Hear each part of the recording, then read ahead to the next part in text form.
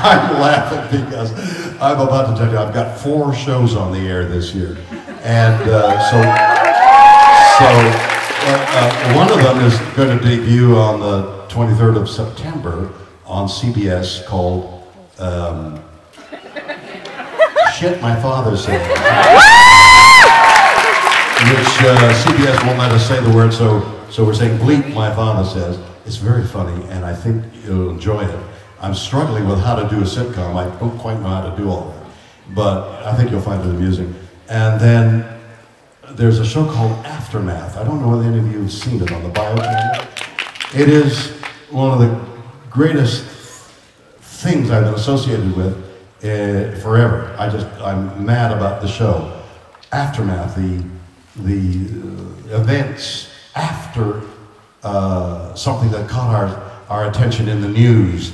The DC Sniper was the opening thing. I talked to this killer in jail, the exclusive interview, and it goes on and on. I mean, the Ruby Ridge, the sniper, but the aftermath of all that. What happened to the people after the event? It's called Aftermath, and it is getting great reviews, and it's on the Bio channel. And then there's Shatner's Raw Nerve, where I've been interviewing people that is great fun.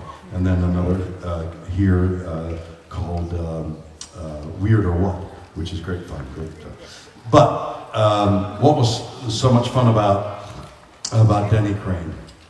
Well, Denny Crane was crazy. It was like a little bit of senility creeping in. He's valiantly trying to hold on to his sanity, which I identified with at the time. And so you could do anything, and it would be permissible. I mean, you could stand on one leg and talk. For example, every so often, for the 4.5 years that we did it, I would be asked to say something like, we'd be talking, what are you guys doing there? You're wondering the same thing. That's funny. So I'd be talking and I'd say, no, where are you going? Stay right here. I'm inviting you. I'd say, so that's a pink tie and cue the music. Exactly. What is this line? Cue the music? What is that? How do I say cue the music? Do I say it to the pink tie? What do I say?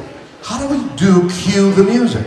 And that went on. You know, do I make my entrance here? And lines like that take you right out of. And I kept asking the director and people, do you get any idea how to do this? They wouldn't have any more idea than I, so I just say it somewhere. On the second to last show, David E. Kelly, this genius writer, producer, wrote a line. And this is what I think he thought of 4.5 years later.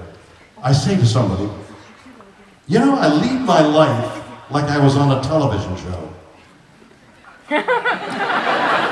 But of course, it explains everything. You know, how's my makeup? You know, that kind of thing. Doesn't matter. I lead my life like I'm on a television show. Had he said it 4 years earlier, I would have known how to play it. So there was all this unexpected stuff that this crazy guy could get away with and do.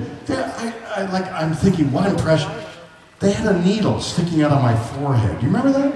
Where they did Botox and I jumped up for some reason and the needle for the Botox was still sticking in my forehead. I walked around with a needle in my head wondering, hello, and there's this needle there. It's absolutely absurd and almost unreal, and yet the unreality became a reality. So that was the great fun about